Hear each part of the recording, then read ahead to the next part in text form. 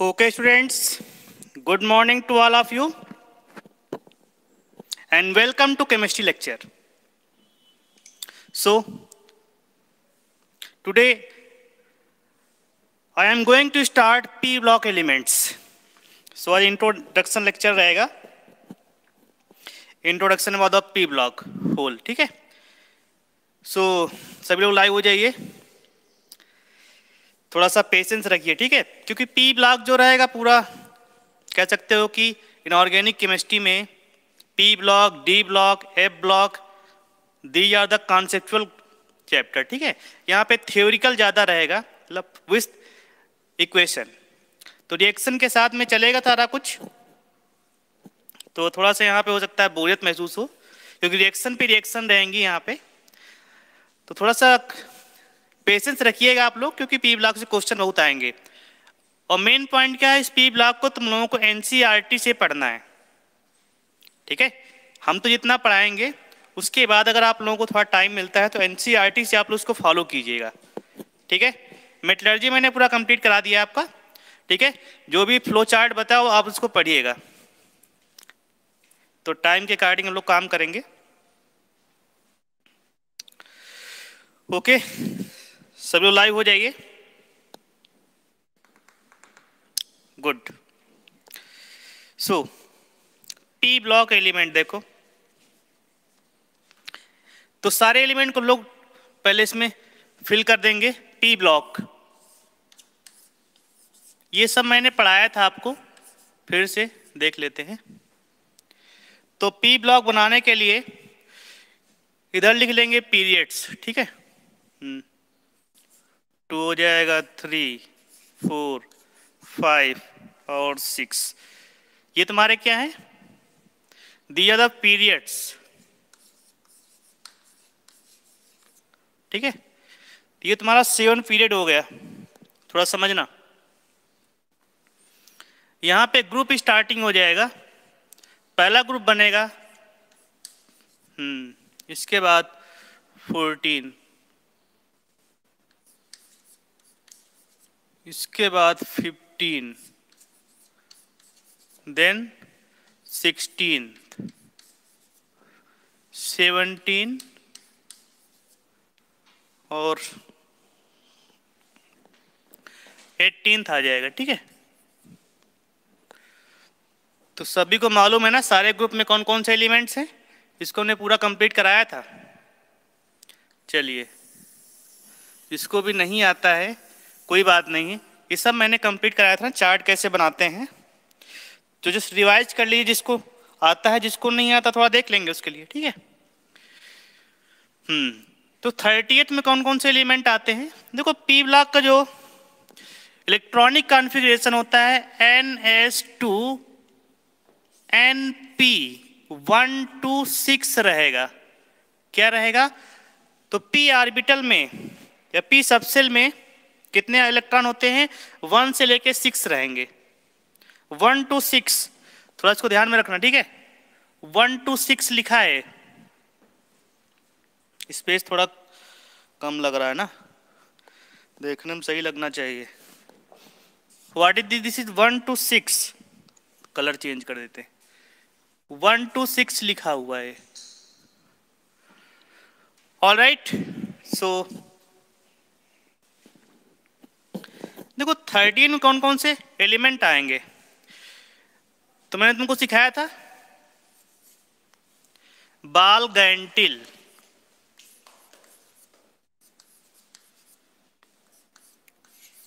ठीक है?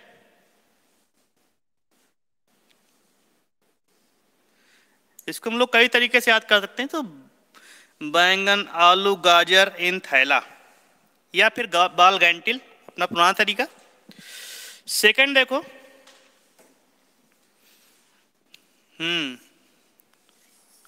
कहे सीता जी सुनो प्रभु. सीधा कार्बन, सिलिकॉन, जर्मेनियम, टिन और लेड. इसके बाद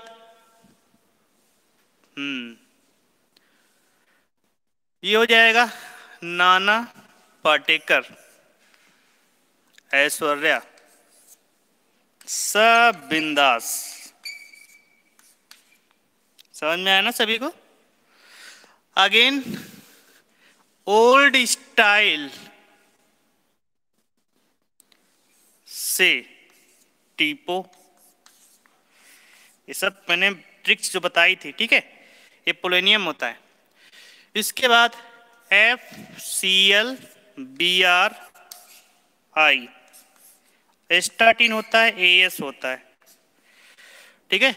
इन लास्ट में हो जाएगा neon, organ, krypton, xenon, radon.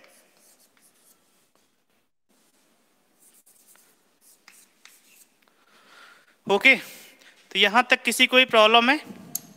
I think सारा कुछ वॉइस और वीडियो करेक्ट है सभी को।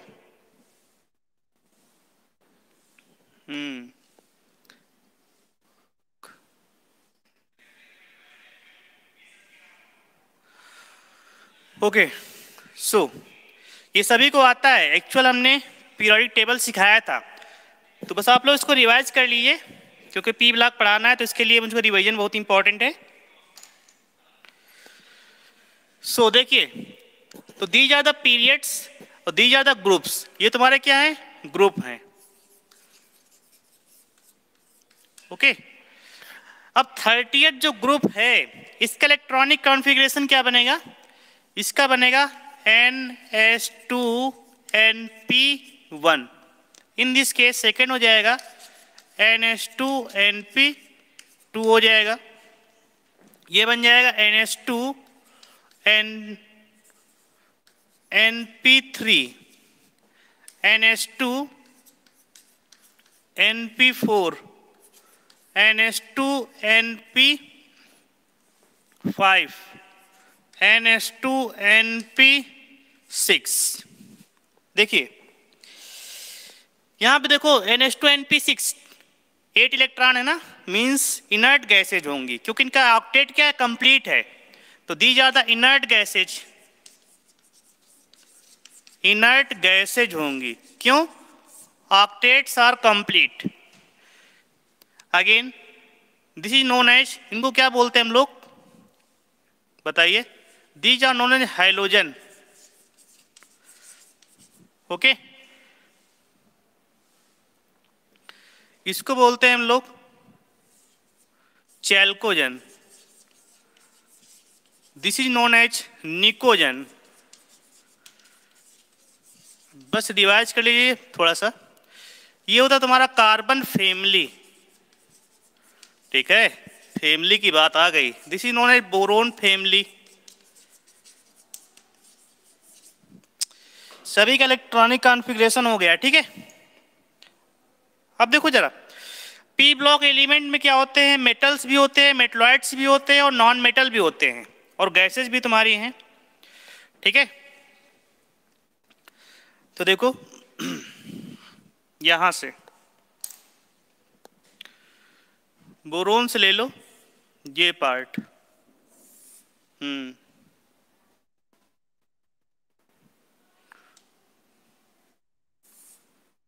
ये हो जाएगा, और यहां से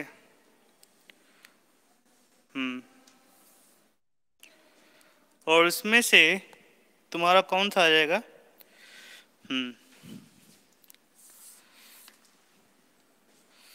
ये वाले पार्ट ले लो। ओके, तो ये सारे के सारे क्या हैं? These are the metalloids.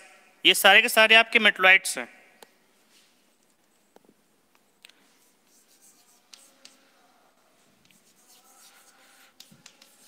Metalloids क्या होते हैं? इनकी प्रॉपर्टी मेटल और नॉन मेटल के बीच में होती है। ओके, और ये सारे तुम्हारे क्या हैं? नॉन मेटल हो जाएंगे। दीज आर, ये सारे के सारे तुम्हारे क्या हैं? ये सारे ये नॉन मेटल हो जाएंगे। ऑल राइट, किसी कोई प्रॉब्लम? आई थिंक ये सारी तुम्हारी क्या? इनर्ट गैसेज हैं। ऑलरेडी लिखा हुआ है। ये हैलोजन एलिमेंट है, this are the chalcogen, this are the pnicogen, this is the carbon family और दिस इज द मेटल्स। ये सब तुम्हारे क्या हैं? मेटल्स हैं। आई थिंक यहां तक किसी कोई प्रॉब्लम? शॉर्टकट जो बताया सभी को याद है इसमें? एनीबॉडी? किसी कोई डाउट? जस्ट रिवीजन कर लो, सब मैंने सिखाया था। अब देखो जो नए बच्चे हैं उनके लिए ये होता है बाल गैंटिल। याद करने का थोड़ा बहुत प्रोसेस है। बाल गैंटिल, कहे सीता जी सुनो प्रभु, नाना पाटेकर ऐश्वर्या सब बिंदास, ठीक है। ओल्ड स्टाइल से टीपो, FClBri, इधर जानते हो नियॉन, ऑर्गन, क्रिप्टॉन, जेनॉन और रेडॉन। अब देखो तो अब देखो इससे कितना इलेक्ट्रॉनिक, जो इसका एटॉमिक नंबर कितना रहेगा? ये बोरॉन 5 होता है, इसमें 8 इलेक्ट्रॉन ऐड कर दोगे, 8 इलेक्ट्रॉन ऐड कर दो कितना आ जाएगा? 13 हो जाएगा। इसका 18 ऐड कर दो, तुम्हारा डिफरेंस होता है। किसी के भी डिफरेंस होता है, ये होता है 8 का डिफरेंस है, मतलब ये 10 रहेगा तो कितना रहेगा? 18 रहेगा। और इन दोनों के बीच में 18 का डिफरेंस होता है, ये 36 रहेगा, ठीक है। और ये भी तुम्हारा 18 रहेगा तो 54 हो जाएगा, और यहाँ पे 32 हो जाएगा तो 86 हो जाएगा, ठीक है। इतना सभी को मालूम है ना? अब इसी अकॉर्डिंग देखिए, मान लीजिए किसी का भी एटॉमिक नंबर फाइंड करना है तो सेकंड और थर्ड में क्या ऐड करेंगे? 8 ऐड करेंगे। थर्ड से फोर्थ में 18, फोर्थ से 5 में भी 18 ऐड करेंगे, और 5 to 6 में कितना? 32 ऐड कर देंगे, ठीक है। Anybody doubt? तो जर्नल बेसिक पॉइंट क्लियर है सबको, ठीक है। तो दी ज्यादा बोरोन, सिलिकॉन, जर्मेनियम, ठीक है, आर्सेनिक, एंटीमनी, बिस्मथ, ये पोलोनी, ये तुम्हारे क्या होता है? ये सब तुम्हारे होते हैं रेडियो एक्टिव, ठीक है। तो रेडियो एक्टिव एलिमेंट जो होते हैं उनको हम लोग जर्नल पर्पज में यूज नहीं करेंगे, ठीक है। जैसे यहाँ पे astatine, this is known as astatine, this is also a radioactive elements, और ये भी एक रेडियो एक्टिव एलिमेंट्स है, ठीक है। तो लगभग नीचे लाइन जितने भी तुम्हारे रेडियो एक्टिव एलिमेंट्स हैं इधर से लेके, ठीक है, यहाँ पे ये तुम्हारा रहेगा, ये सब नहीं है, ये मेटल्स उधर रहेगा। तो ये बेसिक आइडिया समझ में आ गया। अब देखो किसी का भी इलेक्ट्रॉनिक कॉन्फ़िगरेशन फाइंड करना है, सपोज दैट मुझको फाइंड करना है क्लोरीन का इलेक्ट्रॉनिक कॉन्फ़िगरेशन, तो हाउ टू फाइंड? तो फर्स्ट ऑफ ऑल क्लोरीन से पहले कौन सी इनर्ट गैस है? तो नियॉन है ना, तो इसका इलेक्ट्रॉनिक कॉन्फ़िगरेशन लिखेंगे, नियॉन लिख दिया, ठीक है, स्क्वायर ब्रैकेट लगाया। इसका क्लोरीन किस पीरियड में है? तो क्लोरीन कौन से पीरियड में? तुम्हारा थर्ड पीरियड में ना, ठीक है। तो ये बन जाएगा 3, ठीक है। इसके बाद यहाँ पे n के स्थान पे 3 तुमने पुट कर दिया, इसका 3s2, इसके बाद 3p5, देख लो सही है कि नहीं, ठीक है। इन दिस केस क्या हो जाएगा? हीलियम ले लिया, इसके बाद 2s2 2p5 बन जाएगा,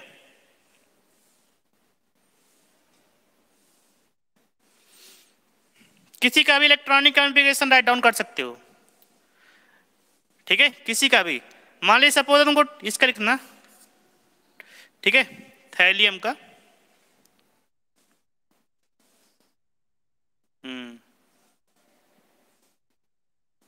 सही, इसका लिखना मान लीजिए, ठीक है। तो हाउ टू देखो, तो कौन से, इससे पहले कौन सा इनर्ट गैस है? तो सबसे पहले इनर्ट गैस क्रिप्टॉन आ रहा, देखो यहाँ पे आ रहा, ठीक है। नाउ कौन से पीरियड में है?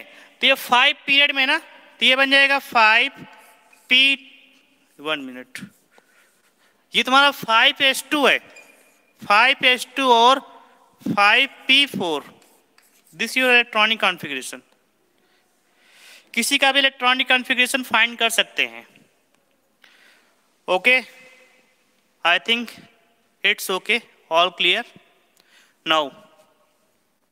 तो 13, 14, 15, 16, 17, 18 सारे एलिमेंट याद हो गए। हम मान लिए तुम लोगों को याद हो गए, ठीक है। चलिए, उसका इलेक्ट्रॉनिक कॉन्फ़िगरेशन भी तुम लोग निकाल लोगे क्योंकि यूज आएगा ना आगे। इनर्ट गैसेज भी हो गई तुम्हारी, ठीक है। देखिए, तो इसमें से एग्जाम पॉइंट ऑफ व्यू से 15, 16, 17 these are the most important groups exam point of view से। और 12th में तुम्हारा ये भी है 15, 16, 17 12th में तुम्हारे तुमको पूरा पढ़ाएंगे, लेकिन 13, 14, 15, 16, 17, 18 थोड़ा टाइम लगेगा क्योंकि आगे तुमको सिंगल सिंगल लेके चलना पड़ेगा। बोरोन फैमिली स्टार्ट होगा, फिर कार्बन फैमिली आएगा, देन निकोजन आएंगे, then chalcogen, then halogen, in last inert gases. Inert gases में तुम्हारा सिर्फ ये पढ़ना रहेगा, ठीक है। इनर्ट गैसेज में जेनॉन, जेनॉन सिर्फ कंपाउंड बनाएगा, तो इनर्ट गैसेज में ज़्यादा कुछ इंपॉर्टेंट नहीं है, सिर्फ जेनॉन के कंपाउंड देखने होंगे, लेकिन ये थोड़ा सा इंपॉर्टेंट है ये सारा कुछ। ऑलराइट, थोड़ा सा और देखते हैं। अब बताइए इसका वैलेंसी वगैरह देख लेते हैं। देखो अभी थोड़ा सा इसमें लिखने के, देखो इसकी वैलेंसी कितनी हो जाएगी, इसी में लिख देते हैं, ठीक है। आप लोग नोट कर लेना। इसका वैलेंसी कितना बनेगा बताइए। ये बनेगा, ये +3 भी शो कर सकता है या फिर तुम्हारा कितना शो कर सकता है बताइए, +1। तो लिख देते हैं इसका वैलेंसी है। व्हाट इज दिस, अभी समझ में नहीं आ रहा होगा ना। एक मिनट, मैं इसको लिखता हूं जस्ट बग।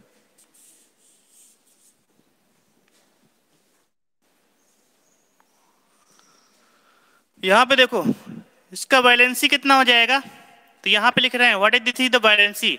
ये हो जाएगा +3 +1, इससे कितना हो जाएगा +4 +2, ठीक है। प्लस वैसे नहीं लगाना चाहिए, प्लस मत लगाओ, ठीक है। इन दिस केस 5 और 3 आ जाएगा, इन दिस केस कितना आ जाएगा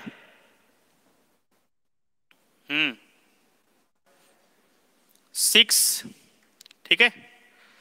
वैसे जानते हो इसका 2 रहता है, 6 कभी नहीं होता है, मैक्सिमम टाइम में 6 नहीं होता है, ठीक है। इसका 2 रख लो, 2 ले लो, इसका कितना हो जाएगा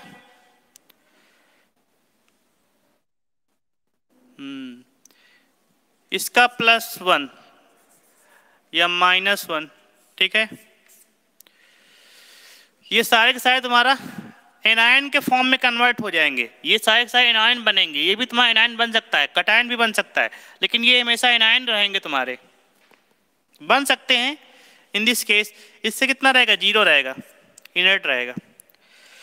ओके, तो ये था कुछ पॉइंट्स है तुम्हारे मेटल्स, मेटलॉइड्स और नॉन मेटल गैसेज। तो पी ब्लॉक एलिमेंट में सारा कुछ पाया जाएगा। आई थिंक ये बेसिक कंप्लीट हो गया है, ठीक है। इलेक्ट्रॉनिक कॉन्फ़िगरेशन भी तुम्हारा हो गया है। और नाउ हम लोग क्या सीखेंगे, ऑक्सीडेशन नंबर थोड़ा सा सीखना था, ठीक है।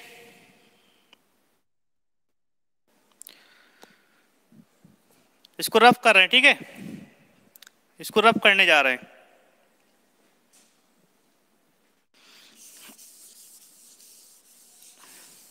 बना लिया ना सबने, अरे सब बना हुआ है, थोड़ा सा तेजी से तुम लोग बनाया करो, स्क्रीनशॉट ले लिया करो अदरवाइज, ठीक है। स्क्रीनशॉट ले लिया करो क्योंकि तुमको पढ़ाना बहुत है।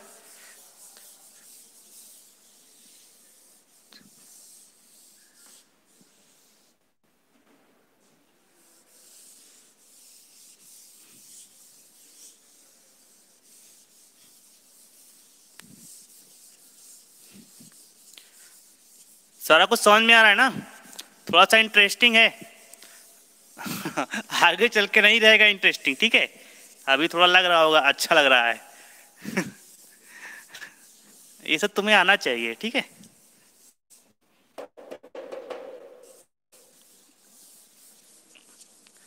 और आप लोग इसको वहां से पढ़िएगा, एनसीईआरटी से, क्योंकि वहां पे क्वेश्चन इनऑर्गेनिक केमिस्ट्री का क्वेश्चन जो एनसीईआरटी से बनते हैं मैक्सिमम टाइम में। नाउ तो जो भी तुम्हारा पी ऑर्बिटल जो होता है, पी ब्लॉक एलिमेंट जो होते हैं, ठीक है, तो उनका लास्ट इलेक्ट्रॉन कहां पे जाएगा? पी ब्लॉक में जाएगा। लिख सकते हो कि पी ब्लॉक एलिमेंट, ठीक है, लिख लो लास्ट इलेक्ट्रॉन, ये मैंने बताया नहीं था, फिल इन पी ऑर्बिटल, ठीक है। थोड़ा सा बेसिक है। ओके, नाउ थोड़ा सा आगे चलते हैं हम लोग, अब थोड़ा सा प्रॉपर्टी देखेंगे, ठीक है।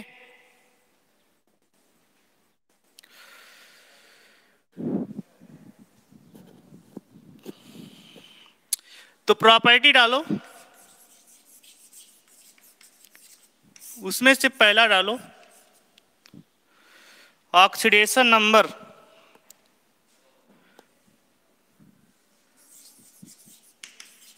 Oxidation number and inert pair effect, इसको थोड़ा समझना, ठीक है। तो थोड़ा सा फिर से बना लेते हैं हम लोग।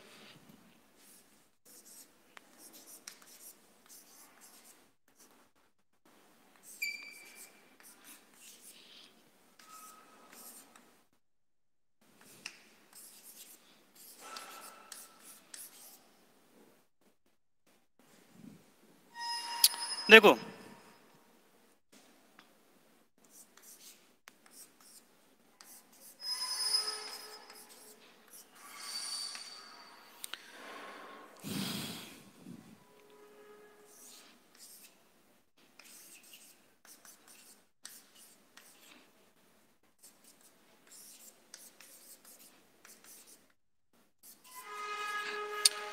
देखो इनका जो ऑक्सीडेशन नंबर होगा, ठीक है, तो ऑक्सीडेशन नंबर जो होगा इनका मैक्सिमम शो करेंगे, maximum shown by P block.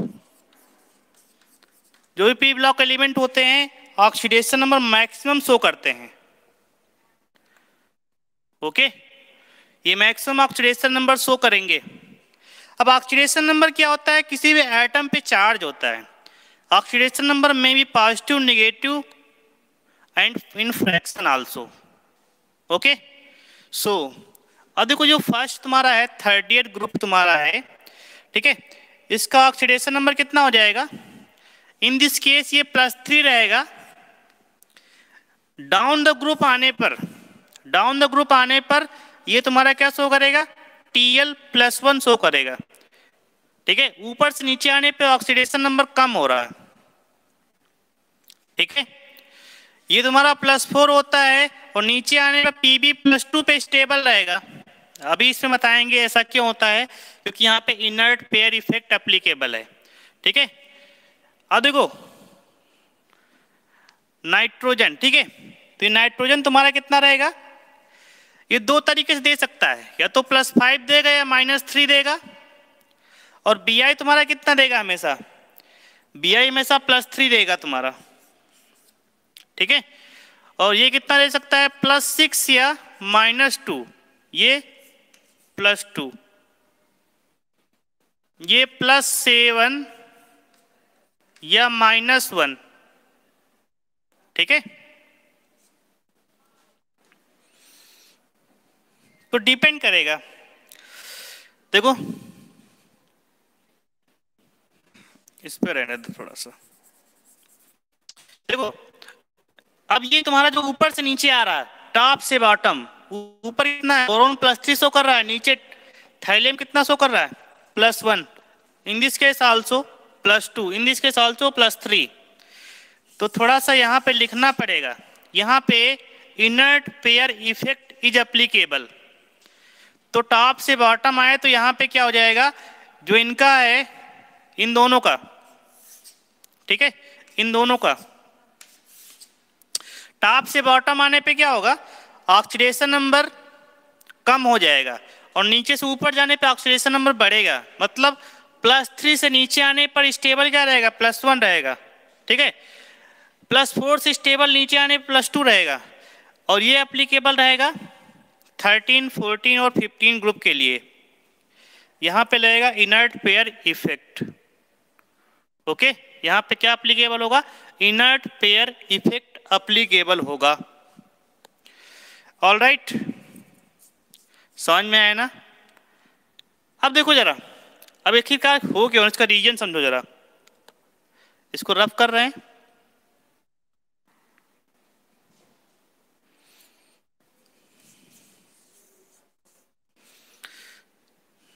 तो उधर ही बता रहे थे, ठीक है। थोड़ा सा चलो,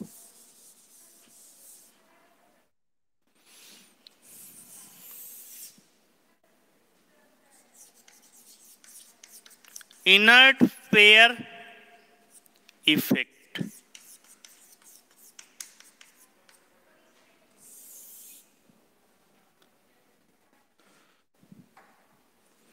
देखो इनर्ट पेयर इफेक्ट होता क्या है, बाय मींस इनर्ट पेयर मतलब कह सकते हो कि दो इलेक्ट्रॉन, पेयर मींस होता है दो होता है, दो electron in s orbital will be inert, ठीक है। इसका बेसिक मिल जाइए हो ना।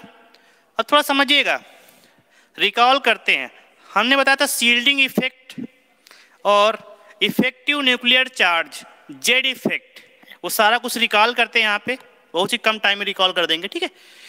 देखो शील्डिंग इफेक्ट होता क्या है,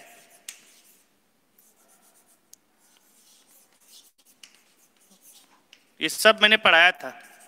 शील्डिंग इफेक्ट, देखो शील्डिंग इफेक्ट होता क्या है, जैसे इन केस अगर थोड़ा इसका ऑर्डर लिख लो, शील्डिंग इफेक्ट ऑर्डर जो होता है सबसे ज्यादा किस पे होता है, s ऑर्बिटल पे होता है, इसके बाद p पे, इसके बाद d पे, इसके बाद f पे। तो ये क्या हो, डिक्रीज हो रहा है, ठीक है। इधर क्या हो रहा है, डिक्रीज हो रहा है, मतलब f पे क्या रहेगा, बिल्कुल ना के बराबर रहेगा, d पे थोड़ा रहेगा, p पे अच्छा खासा रहेगा, s पे बहुत ज्यादा रहेगा। अब देखो होता क्या शील्डिंग इफेक्ट, जैसे क्लोरीन लिया हमने, क्लोरीन तो इसका होता है 17 होता है ना, तो क्लोरीन का 17 बन जाएगा, तो इसका बने कितना, देखो तो इसका बनेगा 287 इलेक्ट्रॉनिक कॉन्फ़िगरेशन। तो फर्स्ट में कितने रहेंगे, इसमें 2 इलेक्ट्रॉन रहेंगे ना, इसके बाद यहां पे आ जाएंगे, कितने आ जाएंगे, इन दिस कंडीशन तो राउंड लोगे, ठीक है, ऐसे राउंड लोगे, ठीक है।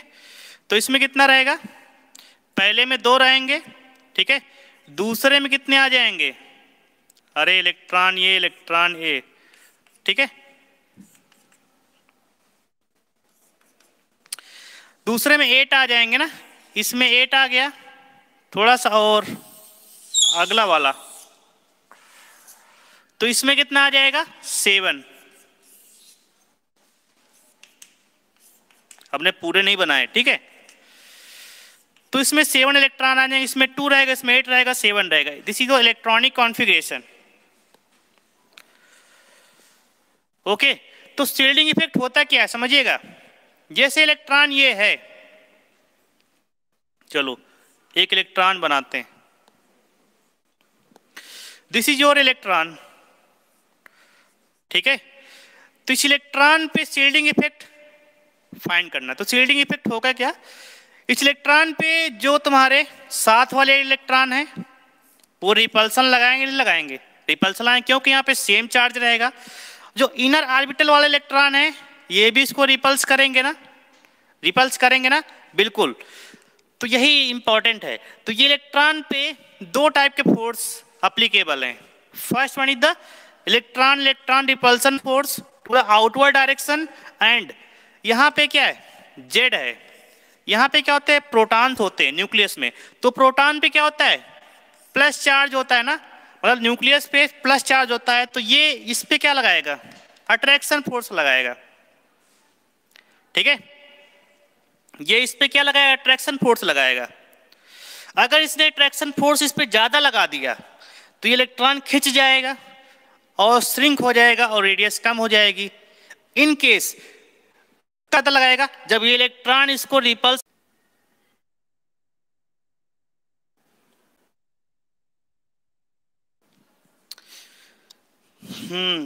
There was a technical problem, okay, वो तो मैंने टाइम पे देख लिया। बताइए आप लोग समझ में आया कि नहीं आया कुछ? हमें लग रहा है सब चला गया। ठीक है, ये इंटरनेट प्रॉब्लम थी, थोड़ा फिर से समझ लो। शील्डिंग इफेक्ट क्या होता है, शील्डिंग इफेक्ट होता क्या है। तो किसी भी इलेक्ट्रॉन पे शील्डिंग इफेक्ट फाइंड करते हैं तो वहां पे क्या होता है, this is the repulsion force which are applied by the inner orbital shells electron towards outer. ठीक है, इस पे इलेक्ट्रॉन पे जो इनके द्वारा फोर्स अप्लीकेबल है ना आउटर की ओर, उसे बोलते हैं शील्डिंग इफेक्ट बोलते हैं। और जेड इफेक्ट क्या होता है, जेड माइनस एस होता है। इस पे एक चार्ज लगेगा ना प्लस माइनस के बीच में, तो इसे बोलते हैं न्यूक्लियर चार्ज। ठीक है, तो यहाँ पे जो इनके बीच में प्रोटॉन या न्यूक्लियस जो चार्ज लगा रहा है, फोर्स लगा रहा है, उसका शील्डिंग इफेक्ट से माइनस कर देंगे तो उसे बोलते हैं इफेक्टिव न्यूक्लियर चार्ज। ठीक है, point is clear now, what is effective nuclear charge और जेड इफेक्ट क्या है, ये सब कुछ क्लियर है? बताइए आप लोग।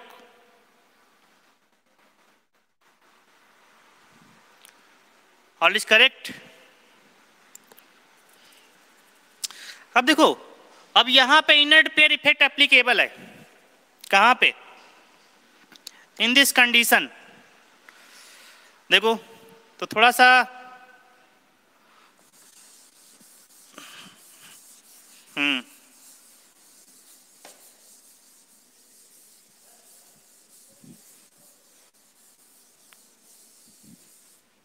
अब देखो इनर्ट पेयर इफेक्ट, ठीक है।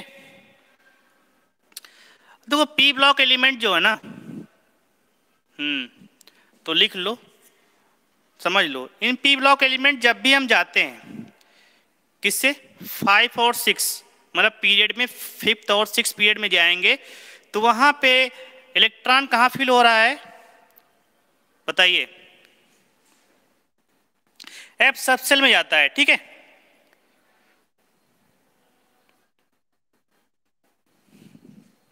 चल रहा है ना, I think everything is okay. Okay, फिर से देखिए, देखो समझिए जरा, एल्युमिनियम का इलेक्ट्रॉनिक कॉन्फ़िगरेशन क्या हो जाएगा, ये हो जाएगा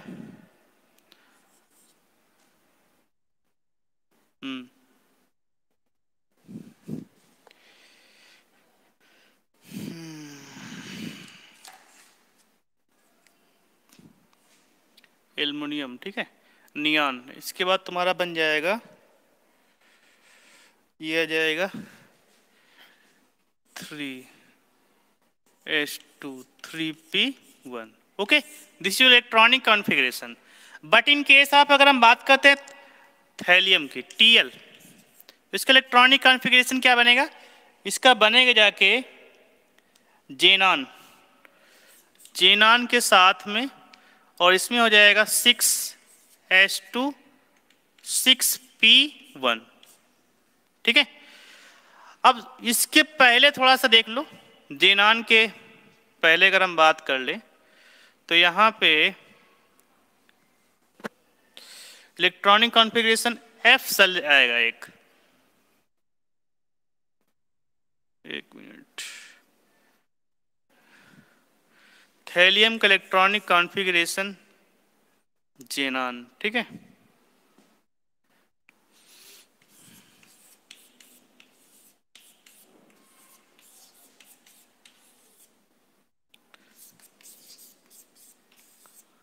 ये बनेगा 2262 1062 कितना हो गया 2 2 3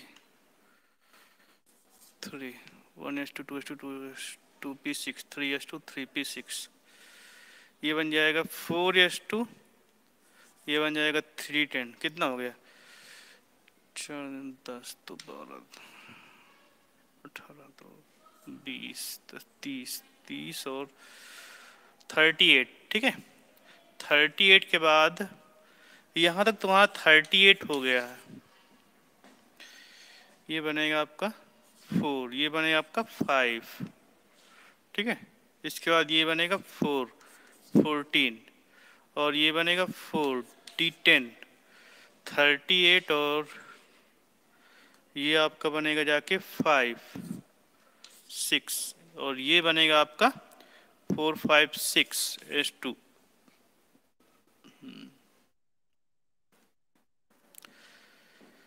इसके बाद SS PS PS DPS FDPS और FDPS यहाँ पे ये बनेगा 6 में 5 5 14। अब बना लो कितना बनना 38 और 20 58 और 4 62 और 8 70 हो गया यहाँ तक। 70 के बाद हाँ ये बनेगा 84, ठीक है। और थैलियम कितना होता है 81 होता है, ठीक है।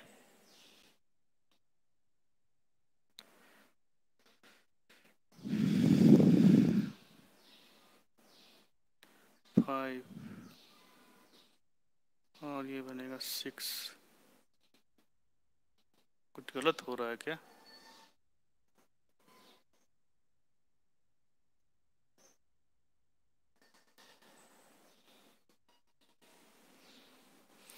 चार 10 12 दिमाग अल्टर हो जाता है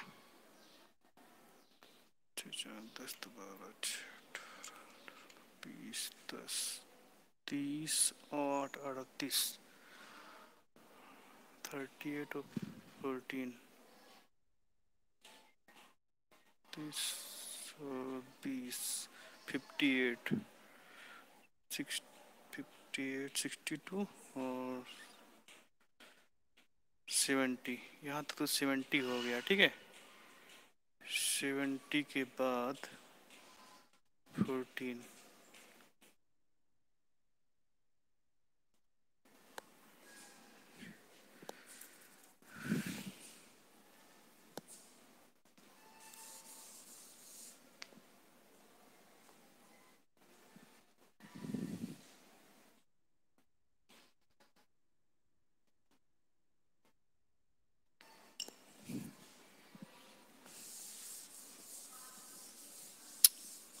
देखो बेसिक मतलब यही है कि इन सबसे पहले क्या आएगा इसके पहले एक वर्ड आएगा 5F 14 आएगा, देन 6S2 देन 6P1 आएगा ना। इससे पहले और सब कुछ आएगा, ठीक है। थोड़ा सा देखना इलेक्ट्रॉनिक कॉन्फ़िगरेशन राइट डाउन करोगे, ठीक है। अब देखो यहाँ पे क्या आया इन दिस केस क्या एल्युमिनियम के रिस्पेक्ट में, तो एल्युमिनियम के रिस्पेक्ट में अगर हम लोग बनाते हैं, ठीक है, तो यहाँ पे कितने electron in this case S, इसके बाद तुम्हारा आता है P, ठीक है। यहाँ पे 1 इलेक्ट्रॉन है, this is your 1 electron, this is your 2 electron.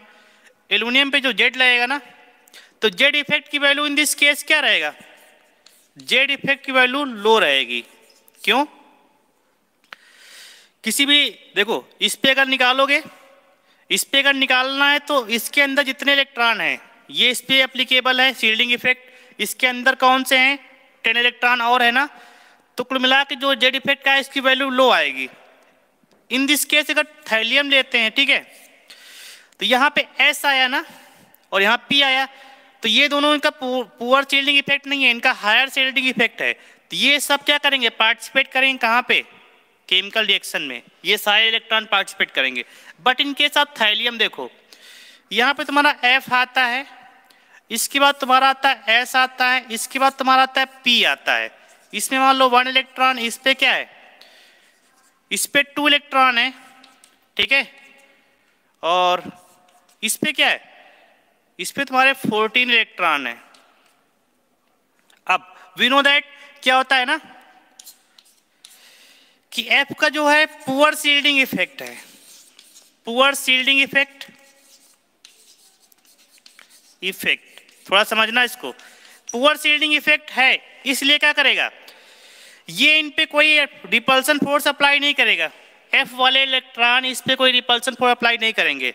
Now इसका जो जेड इफेक्ट रहेगा, अब जेड इफेक्ट की वैल्यू क्या हो जाएगी, जेड इफेक्ट की वैल्यू क्या हो जाएगी, हाई हो जाएगी। जब जेड इफेक्ट की वैल्यू हाई हो जाएगा मतलब क्या हुआ, जब लो रहेगा तो क्या रहेगा, बाहरी इलेक्ट्रॉन पे कोई प्रभाव नहीं है जेड इफेक्ट का, इफेक्टिव न्यूक्लियर चार्ज का, लेकिन Z effect effective nuclear charge in पे प्रभाव डाल रहा है। जब इन पे इफेक्ट डालेगा तो क्या करेगा, इस इलेक्ट्रॉन को खींच लेगा अपनी तरफ, ठीक है, इस इलेक्ट्रॉन को अपनी तरफ खींच लेगा तो बचा कौन सा, दिस इलेक्ट्रॉन बचा। तो इसलिए क्या रहेगा, थैलियम के रिस्पेक्ट में due to presence of poor shielding effect in F sub shell, ठीक है, तो इसका शील्डिंग इफेक्ट कम हो जाएगा तो इसका जेड इफेक्ट ज्यादा हो जाएगा। इसलिए क्या करोगा, ये इलेक्ट्रॉन भी पार्टिसिपेट नहीं करेंगे कहाँ पे, केमिकल रिएक्शन में, सिर्फ ये इलेक्ट्रॉन पार्टिसिपेट करेंगे, इसलिए इसका ऑक्सीडेशन नंबर कितना हो जाएगा, +1 हो जाएगा। This is your main reason. ये थोड़ा सा वैसा कॉन्सेप्ट है, थोड़ा समझ लो इसको, ठीक है, क्योंकि तुमको ऑर्डर बताया था ना यहाँ पे SPDF, सबसे ज्यादा शील्डिंग इफेक्ट कौन है, S लगाएगा, इसके बाद P लगाएगा, इसके बाद D, इसके बाद F, F ना के बराबर लगाता है। और जब भी तुमको इसके पहले F मिल गया ना तो F शील्डिंग इफेक्ट नहीं लगाएगा, ठीक है, जब नहीं लगाएगा तो क्या होगा, S वाले जो इलेक्ट्रॉन है इस पे इफेक्ट नहीं डाल पाएंगे, ठीक है, ये इसके अट्रैक्शन में आ गए तो ये सिर्फ बचा, ठीक है, इसलिए इसका जो रहेगा पुअर शील्डिंग इफेक्ट कार्ड, इसका क्या रहेगा, यहाँ पे वैलेंसी इसकी +1 होगी, जबकि इसकी वैलेंसी कितनी रहेगी, इसकी वैलेंसी +3 रहेगी, क्योंकि ये दोनों इलेक्ट्रॉन पार्टिसिपेट कर सकते हैं S और P के केमिकल रिएक्शन में। But in case of here S electron participate नहीं करेंगे, name by name inert pair effect, इसमें 2 इलेक्ट्रॉन है ना तो दोनों इलेक्ट्रॉन इनर्ट बन जाएंगे। क्यों, क्योंकि यहाँ पे जेड इफेक्ट की वैल्यू मैक्सिमम हो जाएगी और यहाँ पे जेड इफेक्ट की वैल्यू मिनिमम है, इसलिए सारे इलेक्ट्रॉन जो हैं पार्टिसिपेट करेंगे। यहाँ पे ये इलेक्ट्रॉन इनर्ट हो जाएंगे, केमिकल रिएक्शन में पार्टिसिपेट नहीं करेंगे। This was the explanation. I think थोड़ा बहुत समझ में आया होगा। क्लियर है नाउ?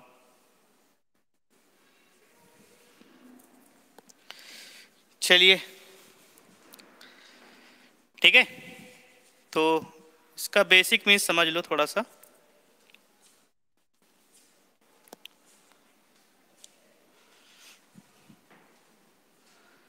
इसको रफ करने जा रहे हैं, ठीक है, आप लोग थोड़ा ध्यान दीजिएगा।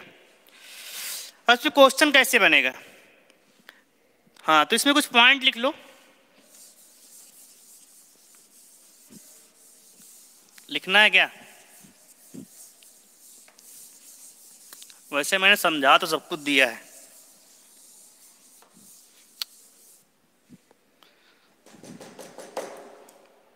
लिखना है तो लिख सकते हो। शील्डिंग इफेक्ट क्या होता है, एक लाइन लिख लो। शील्डिंग इफेक्ट लिख लो।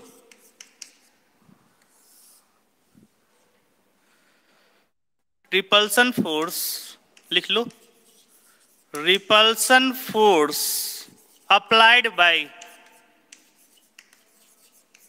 Inner orbital electron, inner orbital electron to the outer orbital electron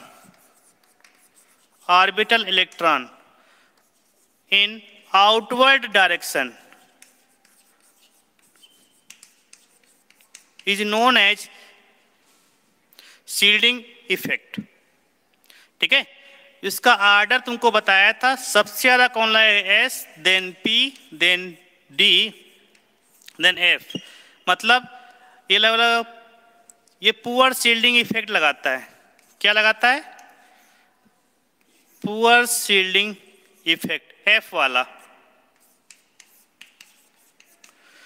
okay, अब देखो जेड इफेक्ट क्या होता है, इसको बोलते हैं effective nuclear charge, effective nuclear charge.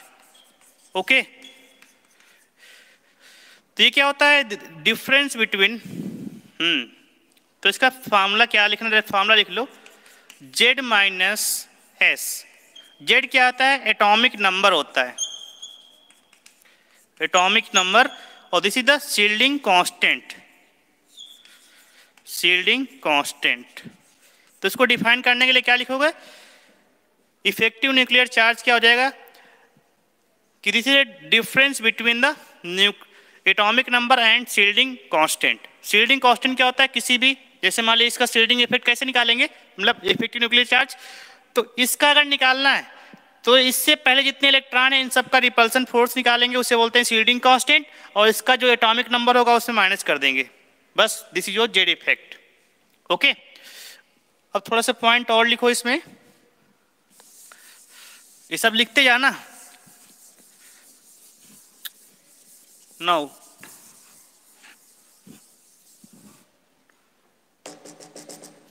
देखो,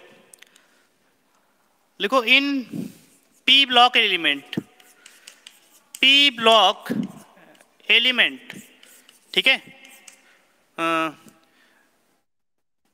इन group 13, 14, 15 inert pair effect applicable due to moving in downward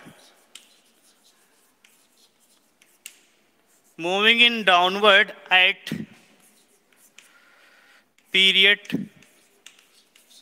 from, देखो अपनी लैंग्वेज में लिख रहे हैं, ठीक है, कोई खास नहीं, लैंग्वेज जो है सब चलता है, समझ में आना चाहिए। 5th to 6th period, 5th to 6th period,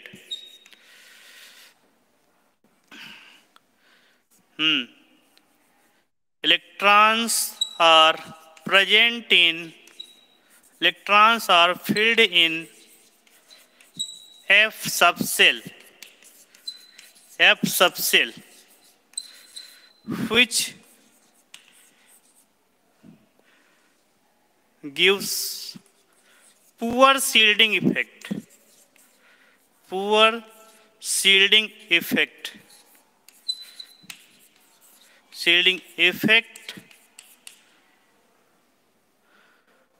and high effective nuclear charge,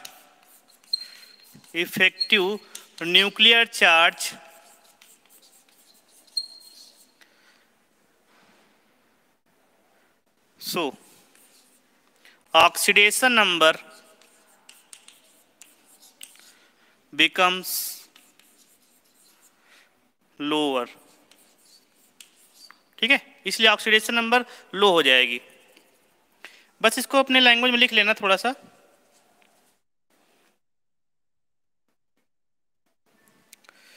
ठीक है, पॉइंट इज क्लियर नाउ। जो मैंने सब सिखाया उसको बस पॉइंट फॉर्म में नोट कर लो। ओके, चलिए थोड़ा सा नाउ ये केवल अप्लीकेबल रहेगा 13, 14 और 15 में। तो बस ये ज़्यादा बड़ा हो गया क्या? समझाते समझाते कुछ ज़्यादा ही हो गया। कोई बात नहीं, समझ में आना चाहिए, लेकिन थोड़ा सा देखना है इसको, फिर से समझ लेना। देखो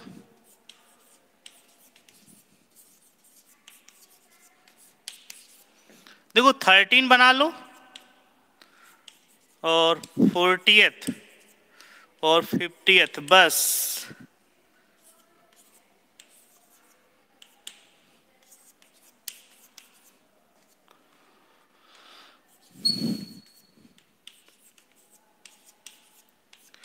देखो ये तो इनर्ट पेयर इफेक्ट एप्लीकेबल कहाँ पे है? 38, 40, 15 में, ठीक है। तो इसका ऑक्सीडेशन नंबर कितना रहेगा? अगर ये +3 शो करेगा तो ये +1 शो करेगा, ठीक है। ऊपर से नीचे आने पर ऑक्सीडेशन नंबर क्या होगा? डिक्रीज होगा। और नीचे से ऊपर जाने पर ऑक्सीडेशन नंबर क्या होगा? इंक्रीज होगा, ठीक है। इस पे कई क्वेश्चन बनेंगे। ये भी तुम्हारा होता है +4 पे होता है तो ये +2 पे रहेगा, ठीक है। ये +5 पे होता है तो ये +3 पे रहेगा, ठीक है। तो ये रहेगा, ये 5 और 6 दोनों पे एप्लीकेबल रहेगा, ठीक है। कहने वाला ऊपर से नीचे आने पर लिख लो higher element higher oxidation number. ये शार्ट ट्रिक है, ऑक्सीडेशन नंबर सीधा शार्ट ट्रिक। और लोअर एलिमेंट क्या हो जाएगा? Lower oxidation number. मतलब जो ऊपर वाले हैं एग्जिस्ट करेंगे +3, +4, +5 में, और नीचे वाले जो एग्जिस्ट करेंगे +1, +2, +3 में। क्यों?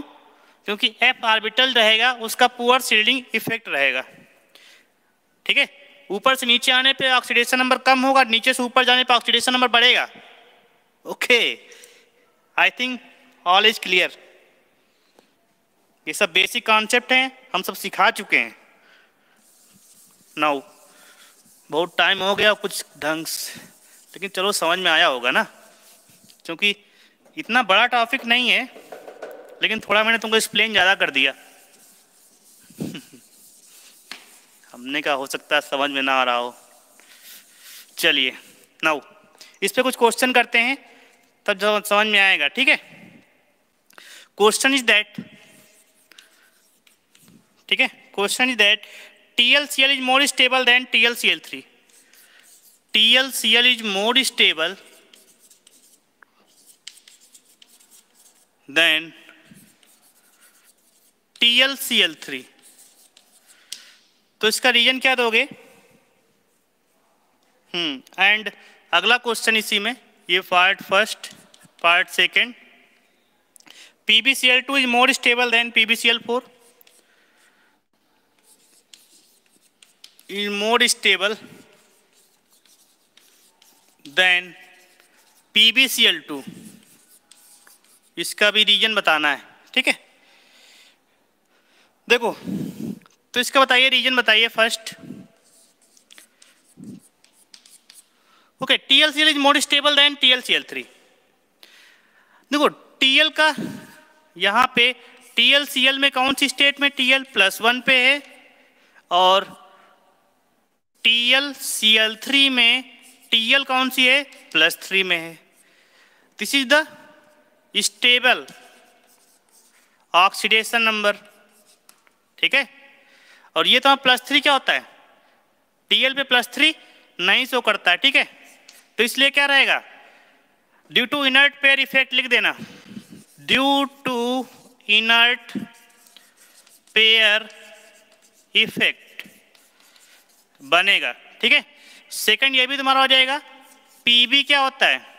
PbCl2 ये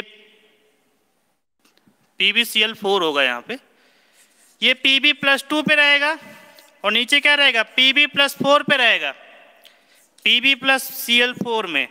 तो ये भी क्या रहेगा, this is the stable due to inert pair effect. Okay, which is applicable to the 13, 14 and 15 elements. All right, सारा कुछ क्लियर है? आप लोग कमेंट कर सकते हैं। तो ये क्वेश्चन था, TlCl is more stable than TlCl3, PbCl2 is more stable than PbCl4। तो दोनों में रीजन क्या लिखोगे, इनर्ट पेयर इफेक्ट।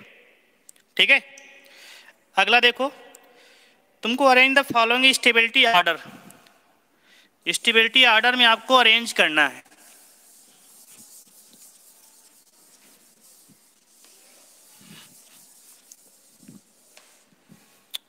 ठीक है, कुछ क्वेश्चन है, उनको जरा आप लोग कीजिएगा।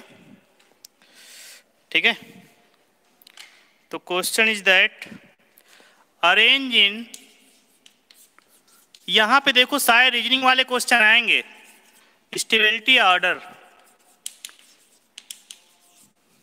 स्टेबिलिटी ऑर्डर अरेंज करना है। फर्स्ट है An+3, Ga+3, indium gallium Al+3, इनको अरेंज करना है स्टेबिलिटी ऑर्डर में। सेकंड इज दैट इंडियम+1, गैलियम+1, एल्युमिनियम+1। थर्ड Pb+2 और G+1, again Sn+2। Fourth option As+5, arsenic, again antimony और बिस्मथ, ये भी +5। 5 number question is that Pb+2 and Pb+4, इनको अरेंज करना है। ठीक है, इसको रफ कर रहे हैं।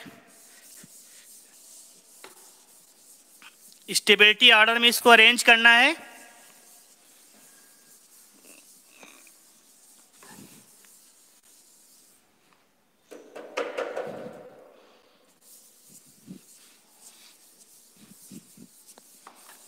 आप लोग अरेंज कर सकते हैं, ऐसी कोई बात नहीं है। ठीक है, चलिए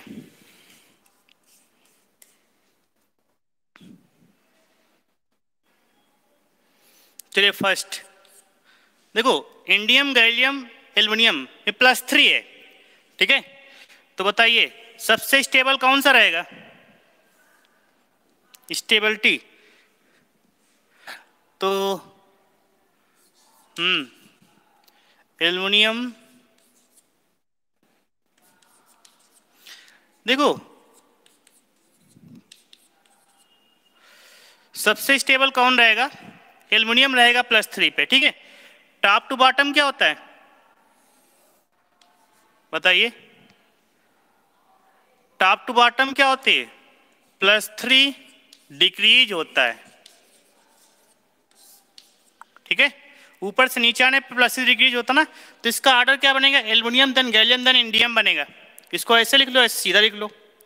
ठीक है, सेकेंड वाला देखो क्या है, इसमें देखो क्या हो जाएगा, पहले इंडियम है, इंडियन है, गैलियम एंड एल्युमिनियम। ठीक है, अब देखो लोअर ऑक्सीडेशन स्टेट है ना, ये +1 पे है, ये +1 पे, ये +1 पे, तो लोअर ऑक्सीडेशन स्टेट कहाँ पे एग्जिस्ट करता है, सबसे नीचे। ठीक है, लोअर एलिमेंट्स में, तो ये तो लोअर एलिमेंट्स है, ये स्टेबल रहेगा, तो स्टेबिलिटी इस बार क्या हो जाएगी, और इसकी स्टेबिलिटी क्या रहेगी,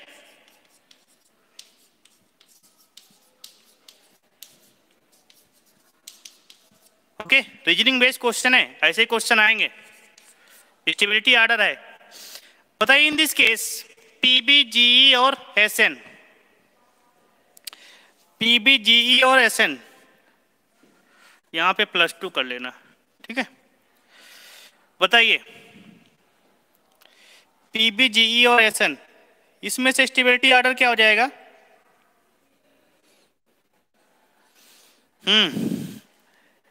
कहे सीता जी सुनो प्रभु, इसको अरेंज कर लो तो ये बनता है ना, जी आता है, इसके बाद एसएन आता है, इसके बाद पीबी आता है, और पीबी नीचे स्टेबल रहेगा, तो ऑर्डर क्या बन जाएगा इसका? ये +2 स्टेट पे है ना, तो PB is more stable than SN +2 and GE +2। In case of 4 AS +5 SB +5 BI +5, ठीक है। तो नाना पाटेकर ऐश्वर्या सब बिंदास, तो नाना पाटेकर की चांदी ही चांदी, और ऐश्वर्या तो जानते हैं, ऐश्वर्या राय तो क्या कहना, आप आगे जानते हो, तुम लोग समझदार हो। इसका ऑर्डर क्या बनेगा? इन दिस केस ऑर्डर क्या होगा? ये टॉप से नीचे बॉटम में जा रहे हैं, तो कौन स्टेबल होता है? टॉप से बॉटम जाने पर टॉप में हायर एलिमेंट स्टेबल होता है ना, तो इन दिस केस क्या रहेगा? सबसे स्टेबल तुम्हारा कौन सा रहेगा? यही तो रहेगा ना, आर्सेनिक +5 रहेगा, इसके बाद एंटीमनी, देन बिस्मथ। और 5 नंबर क्वेश्चन देख लो, पीबी +2 पीबी +4 में कौन स्टेबल रहेगा? बताइए, ये दोनों ही बॉटम एलिमेंट है ना, तो PB +2 is more stable than PB +4। All right, कहानी यहां तक समझ में आई सभी को? किसी कोई डाउट है यहां तक?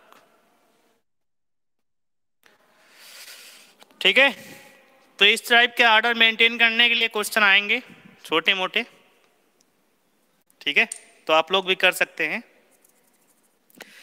एक अगला देख लो,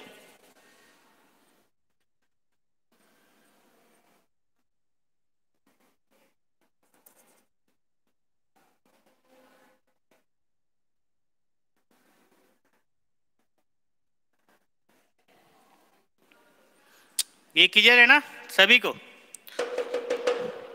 now next question is that, एक अगला क्वेश्चन नोट कर लो, which is the better reducing agent, no oxidizing agent, which is the better oxidizing agent?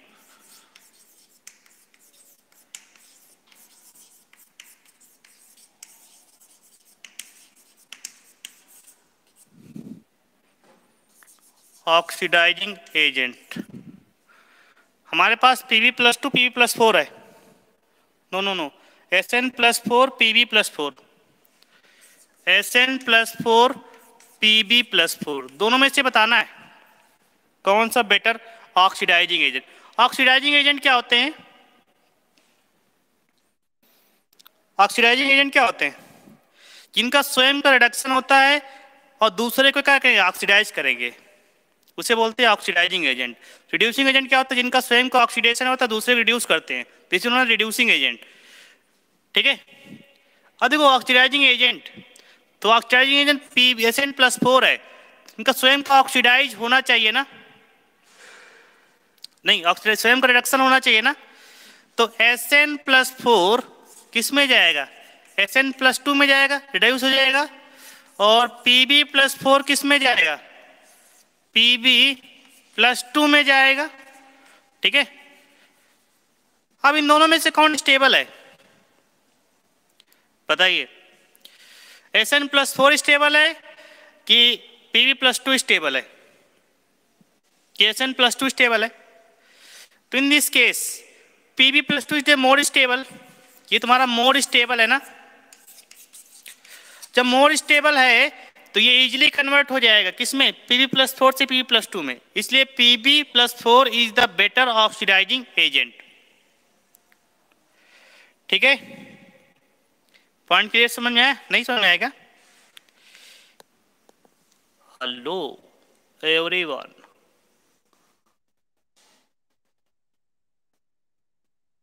Third का बताइए, थर्ड में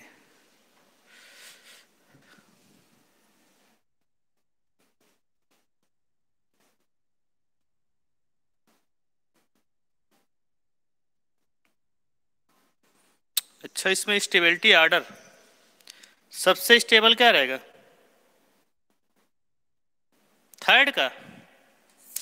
एक मिनट, देखो ऊपर से नीचे आने पर लोअर ऑक्सीडेशन स्टेट स्टेबल रहेगा, ठीक है, ऊपर से नीचे आने पर लोअर ऑक्सीडेशन स्टेट स्टेबल रहेगा, थोड़ा ये समझना है। तो थर्ड में कहे सीता जी सुनो प्रभु, है ना, तो ऑर्डर क्या रहेगा, सबसे स्टेबल कौन रहेगा, पीबी रहेगा, इसके बाद तुम्हारा कौन सा आ जाएगा, एसएन आ जाएगा, इसके बाद जी आ जाएगा। क्या इसमें गलत क्या है? हाँ, नहीं समझ में आया क्या? तो सही लिखा है। देखो हमने क्या बताया,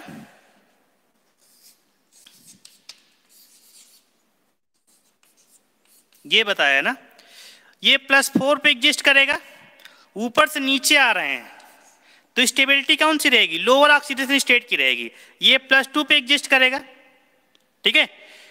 तो कंडीशन है इसमें बताना था, ठीक है, ये सब तुम्हारे कौन से स्टेट में, लोअर ऑक्सीडेशन स्टेट में है ना, तो लोअर ऑक्सीडेशन स्टेट में नीचे वाला सबसे स्टेबल होगा, इससे ऊपर इससे ऊपर, तो स्टेबल बताना था, तो नीचे वाला सबसे स्टेबल होगा, इसके बाद तुम्हारा क्या आ जाएगा, एसएन आता है, इसके बाद जी आता है, एसएन भी तुम्हारा लोअर में स्टेबल रहेगा, लेकिन जी बहुत ही अनस्टेबल रहेगा ना, +2 में, जी किस में स्टेबल रहेगा, +4 में रहेगा।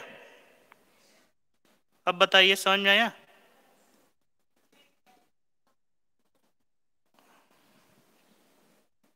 कुछ गलत है क्या, बताइए समझ में आया अब? ठीक है ना, तो कंडीशन वही है। चलिए नाउ अगेन, इसमें what is the better oxidizing agent, then PB is the more stable oxidation state, ठीक है, Pb+2 पे क्या रहेगा, मोर स्टेबल रहेगा, सो Pb+2 नहीं Pb+4 बेटर ऑक्सीडाइजिंग एजेंट। ओए मतलब क्या होता है, ओए ओए नहीं बेटर ऑक्सीडाइजिंग एजेंट रहेगा। Okay, these are the few questions.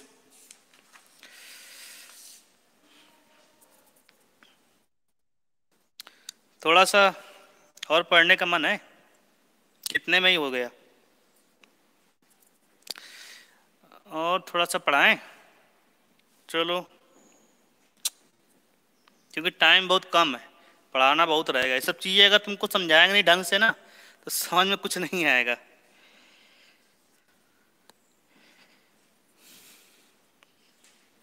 बताइए, आप लोग कमेंट कीजिए, थोड़ा सा क्लास और लें कि बंद कर दें यहीं पे?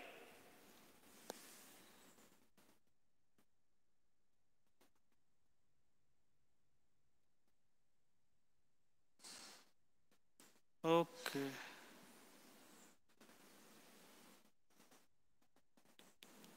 देखो तो ये था inert pair effect. Now second effect आता है डी ब्लॉक कंट्रैक्शन, ठीक है, डी ब्लॉक कंट्रैक्शन थोड़ा सा देख लो।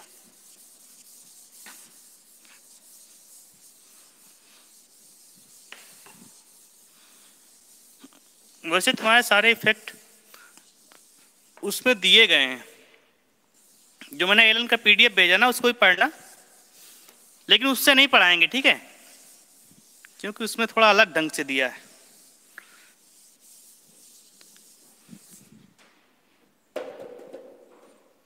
देखो D block contraction, D block contraction.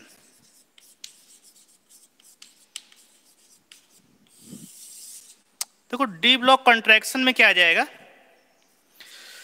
देखो जब in P block element moves करेंगे in third to fourth period, ठीक है। थर्ड से फोर्थ में जब मूव करते हैं तो देखा होगा, ठीक है। तो यहां पे क्या होते हैं, डी ब्लॉक एलिमेंट स्टार्ट हो जाते हैं। इधर का तुम्हारा क्या होता है, एस है, इधर तुम्हारा डी है, इधर तुम्हारा पी है, ठीक है। जब इसको मूव करेंगे ना थर्ड से फोर्थ में, तो डी ब्लॉक एलिमेंट स्टार्ट हो जाएंगे, ठीक है। तो डी ब्लॉक एलिमेंट जब स्टार्ट हो जाएंगे थर्ड से फोर्थ में मूव करते समय, ओके। डी ब्लॉक पीरियड, तो डी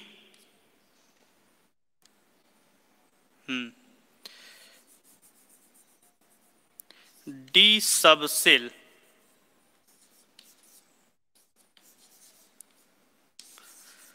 स्टार्ट, ठीक है। And also D block element, देखो तो डी सबसेल आने पे क्या हो जाएगा, डी सबसेल होता क्या है, उसका पुअर शील्डिंग इफेक्ट है। डी सबसेल का क्या होता है, पुअर शील्डिंग इफेक्ट। क्या होता है, पुअर शील्डिंग इफेक्ट। जब पुअर शील्डिंग इफेक्ट रहेगा तो क्या हो जाएगा, बताइए, हाई न्यूक्लियर चार्ज हो जाएगा।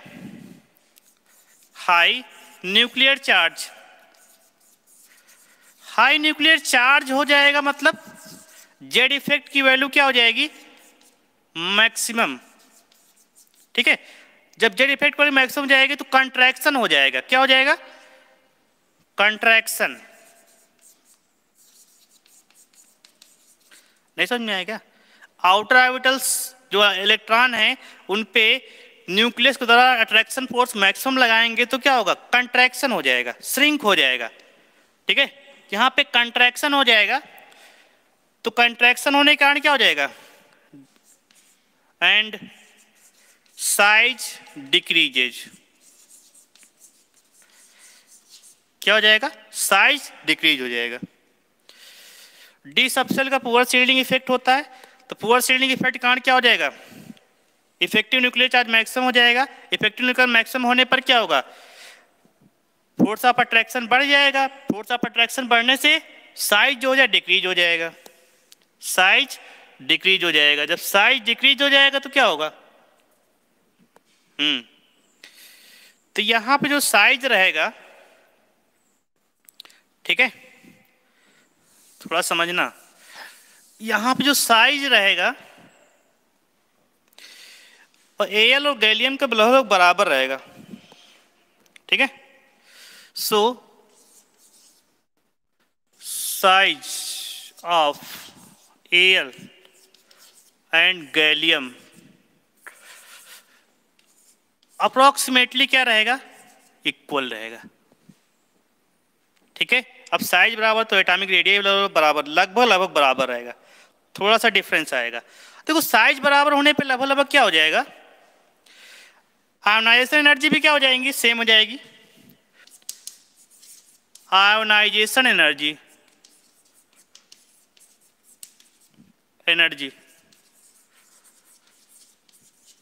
Will be same. अब आयोनाइजेशन एनर्जी क्या होती है, किसी भी इलेक्ट्रॉन को गैसियस स्टेट में, ठीक है, फ्री करने के लिए जो रिक्वायर्ड एनर्जी होती है उसे बोलते हैं आयोनाइजेशन एनर्जी। पढ़ाया था ना सब चीज़ें, वो सब चीज़ें यहाँ पे आनी चाहिए पुरानी वाली, ठीक है। सब तुम लोग एस ब्लॉक और पीरियोडिसिटी और हाइड्रोजन इनको रिवाइज करो, क्योंकि यहाँ पे सब चीज़ें रिवाइज होंगी, क्योंकि इनऑर्गेनिक केमिस्ट्री चल रही है, ठीक है। तो पिछली वाली चीज़ है आयोनाइजेशन एनर्जी, ठीक है। हाइड्रेशन एनर्जी, इस टाइप के जो भी तुम्हारे टर्म थे उनको रिवाइज कीजिए। तो आयनाइजेशन एनर्जी क्या होती है? Minimum energy required in gaseous state to remove one electron is known as ionization energy. इसको IE1 IE2 ये सारा डिफाइन करेंगे।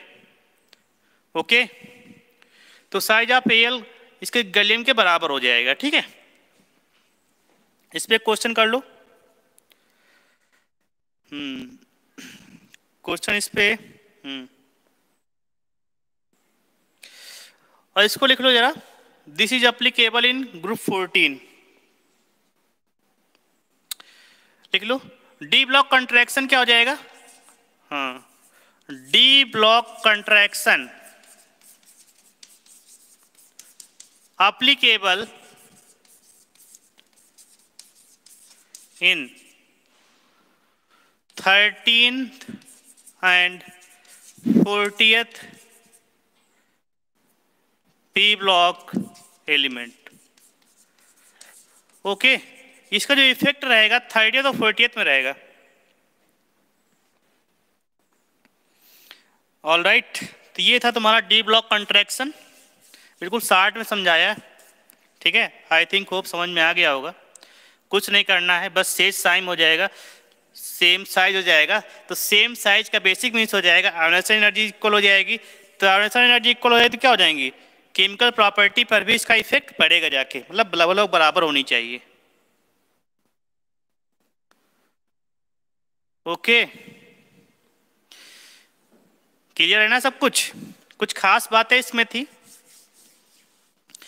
अब अगला पॉइंट आता है anomalous behaviour of P block element. तो इनोमलस बिहेवियर क्या होता है? किसी भी ग्रुप के फर्स्ट एलिमेंट के द्वारा जो बिहेवियर शो होता है उसे बोलते हैं इनोमलस बिहेवियर, मतलब उसका डिफरेंट बिहेवियर रहेगा। क्यों?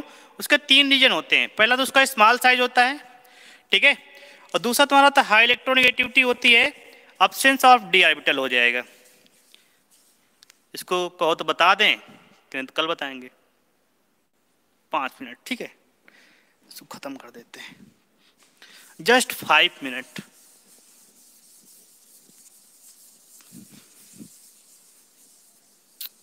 ये था मेन पॉइंट। ठीक है, कल से आपका चलेगा बोरोन फैमिली। लास्ट लिख लो anomalous behaviour.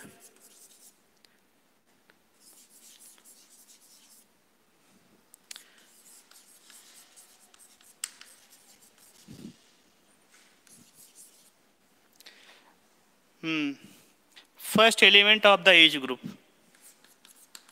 First element of the each group. Each group के द्वारा क्या लगाया जाता है? तो इसका रीजन देखो, हेडिंग डालो सब लोग।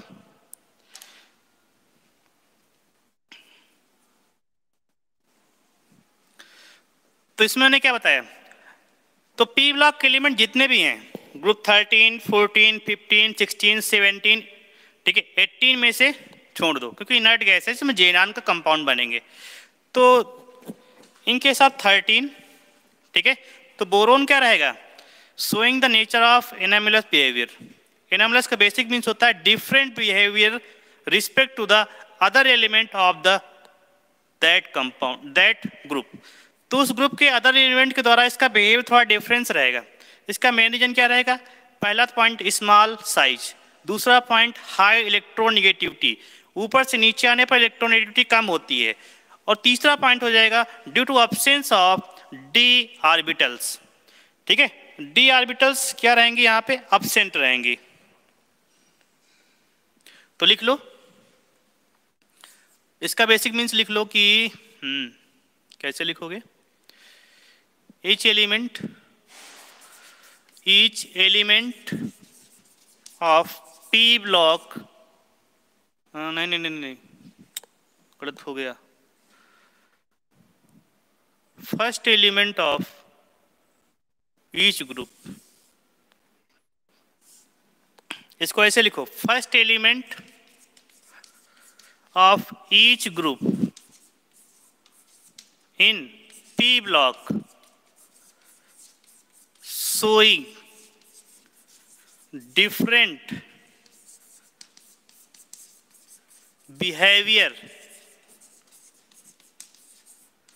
with rest element of group is known as anomalous behavior of group। ठीक है, समझ में आ गया। अब देखो रीजन क्या लिखोगे, इसका जो रीजन रहेगा, फर्स्ट रीजन इज दैट, क्या रहेगा, ड्यू टू स्मॉल साइज, जो फर्स्ट एलिमेंट रहेगा ईच ग्रुप का इन पी ब्लॉक स्मॉल साइज रहेगा। Second, high electronegativity, high electronegativity, okay, high electronegativity रहेगी। और third one is the absence of D orbital. ठीक है, देखो डी ऑर्बिटल आने पर बहुत सारी प्रॉपर्टी बनती हैं। ठीक है, मल्टीपल बॉन्डिंग शो करेंगे, हाइड्रेशन आसानी से हो जाएगा। ठीक है, कई चीजें तुम्हारी वेरी करती हैं डी ब्लॉक, मतलब डी ऑर्बिटल आने पर। ठीक है, तो यहाँ पे डी ऑर्बिटल या तो लिख सकते हो अब्सेंस ऑफ डी ऑर्बिटल या फिर वैकेंट ऑफ डी ऑर्बिटल। यहाँ पे वैकेंट रहेंगी, कोई भी इलेक्ट्रॉन नहीं रहेगा। ओके, तो इस पे एक छोटा सा प्यारा नन्हा सा क्वेश्चन कर लो, तो बस इसको खत्म कर देते हैं। क्वेश्चन लिखो,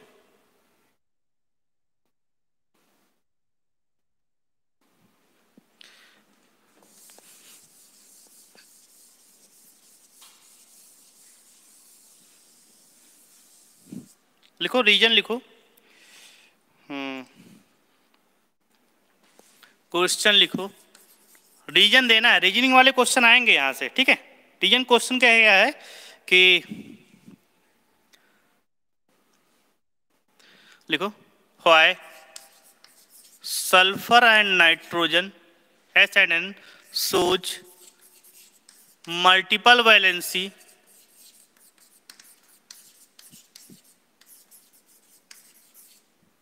but कार्बन एंड और एक एलिमेंट है, नहीं, यहाँ पे सल्फर और फास्फोरस कर लो, carbon and nitrogen does not so. Okay, देखो मेन रीजन देखो, सल्फर और फास्फोरस के पास क्या रहेगा, डी ऑर्बिटल रहेंगी, और कार्बन नाइट्रोजन के पास रहेगा एब्सेंस ऑफ डी ऑर्बिटल। लिख लो, तो सल्फर एंड फास्फोरस लिख सकते हो कि प्रेजेंस ऑफ डी ऑर्बिटल सोच मल्टीपल वैलेंसी।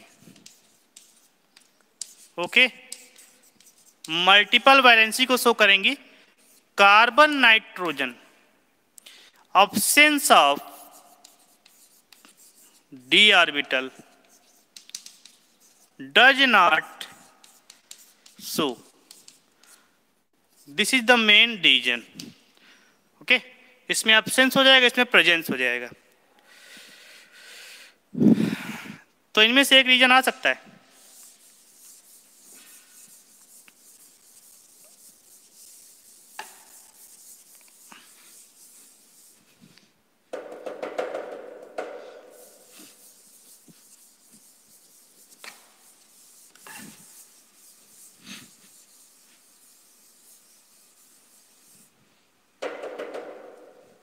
ओके, नाउ बस लास्ट है। ओके, अगला क्वेश्चन हुआ है PCl5 exist but NCl5 does not. इसका रीजन बताना है। ठीक है,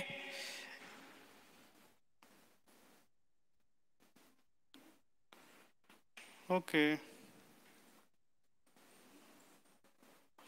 अगला क्वेश्चन हो जाएगा NCl4, ठीक है, नहीं SiCl4, SiCl4 is hydrolyzed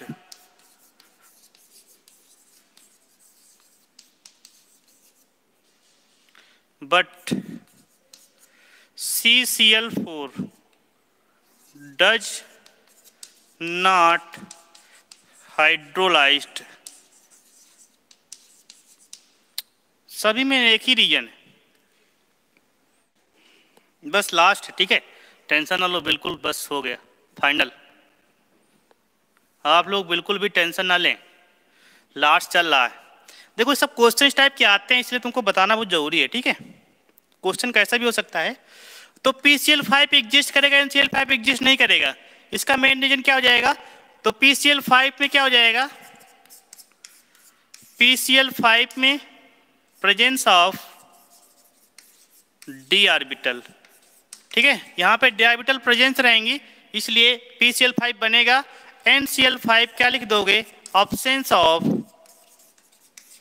d orbital, absence of d orbital, ठीक है, d ऑर्बिटल नहीं रहेंगे। यहाँ पे लोन पेयर की फॉर्म में रहेगा नाइट्रोजन, ठीक है, यहाँ पे लोन पेयर नहीं होते, ये सारे 5 बॉन्ड बनाता है, ये 3 बॉन्ड बनाता है तुम्हारा, ठीक है। देखो SiCl4 क्या हो जाएगा,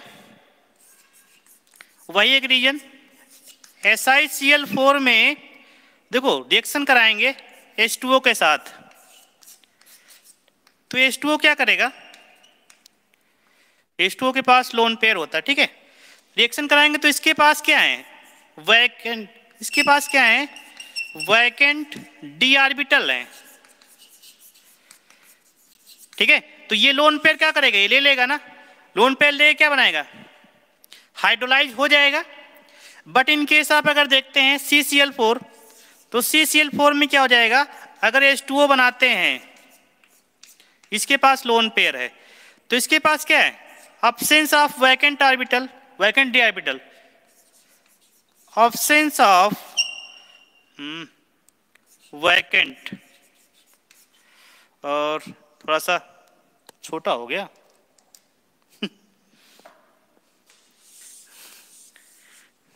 थोड़ा सा बड़ा कर दें, CCl4, ठीक है,